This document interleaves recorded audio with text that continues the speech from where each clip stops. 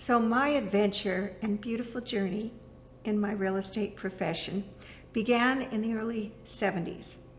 I had the very good fortune of meeting a couple at a friend's house. I remember we were sitting on the floor eating a barbecue, and they happened to mention they were looking for a house. And I was a young agent. I had sold very little real estate at that point. And it turned out that I showed them, and one of the first houses I showed them was the Sonny and Cher mansion on South Carrollwood Drive. At that time, Cher was living with Greg Allman. She had divorced Sonny. The house was magnificent. It was the famous Keck Estate, one of the most beautiful homes I'd ever seen in my life.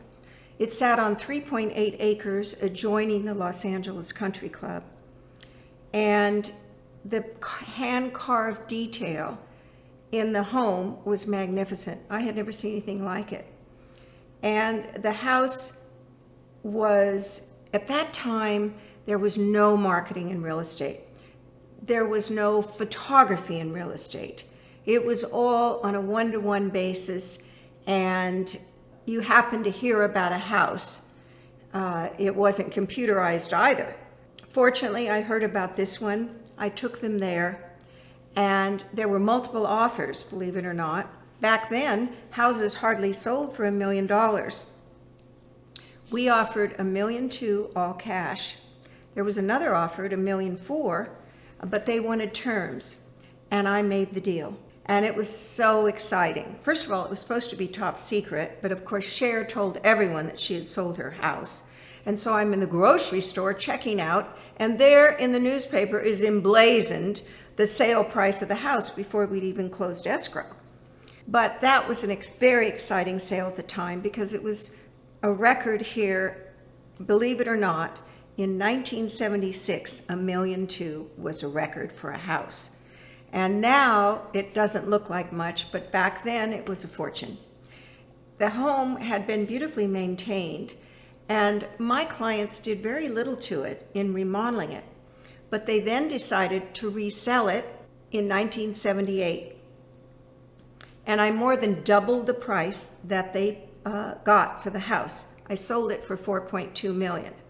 But the best part of the story is that my instructions from the seller were, I don't want any of my friends to know I'm selling my house. So I had to sell a house that was absolutely top secret, and I had to make sure that none of their friends knew they were selling their house. Well, I got very lucky.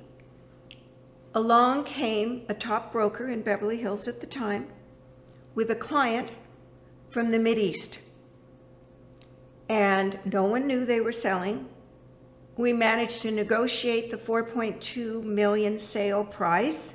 And I recall going to the Beverly Hills Hotel where the client was staying and sitting at the cabana by the swimming pool and negotiating the sale. So we decided on $4.2 million, which was unheard of in the United States in 1978.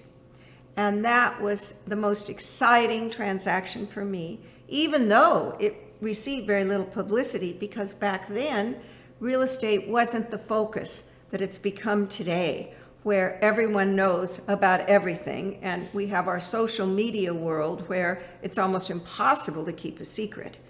But back then it was easier.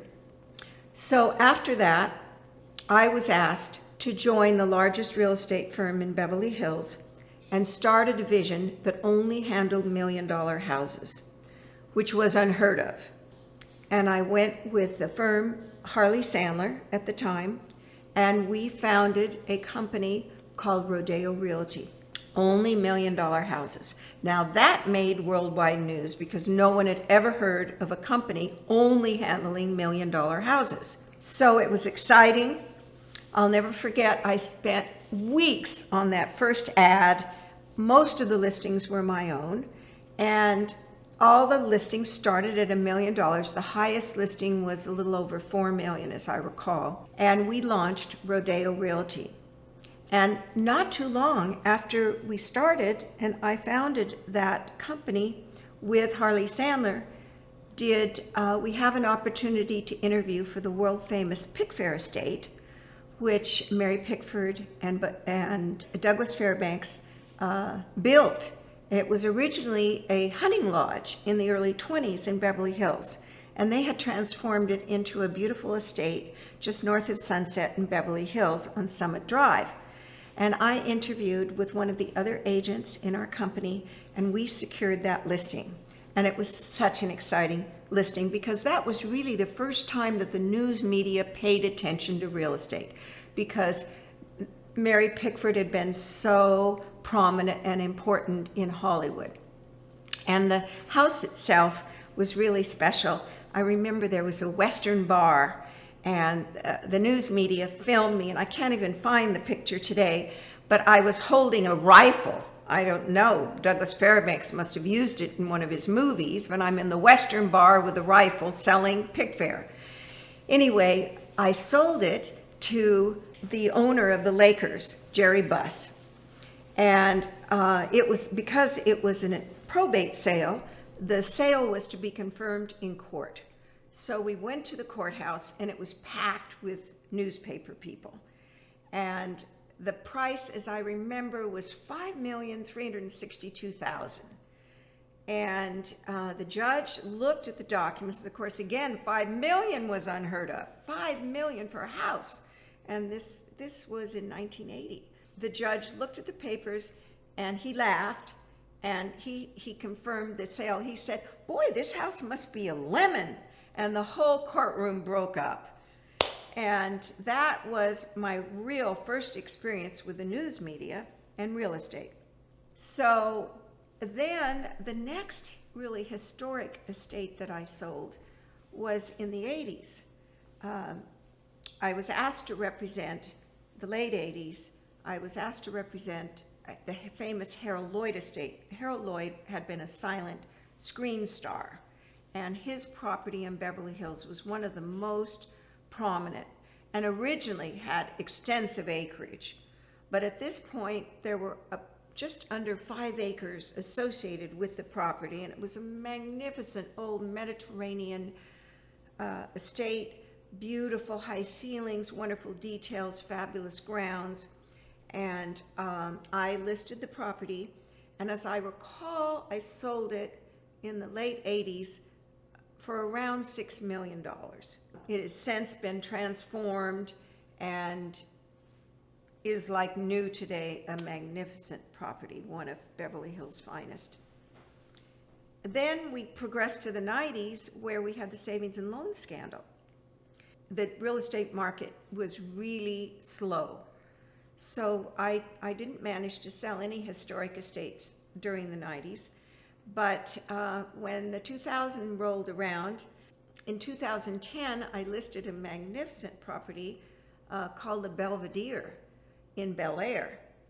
That was a magnificent estate, and I sold it, I showed it on Christmas Eve, and I closed the deal in 2010, and that was the highest sale in the United States that year. It was listed at $72 million, and I actually sold it at $50 million, and that was the highest sale then.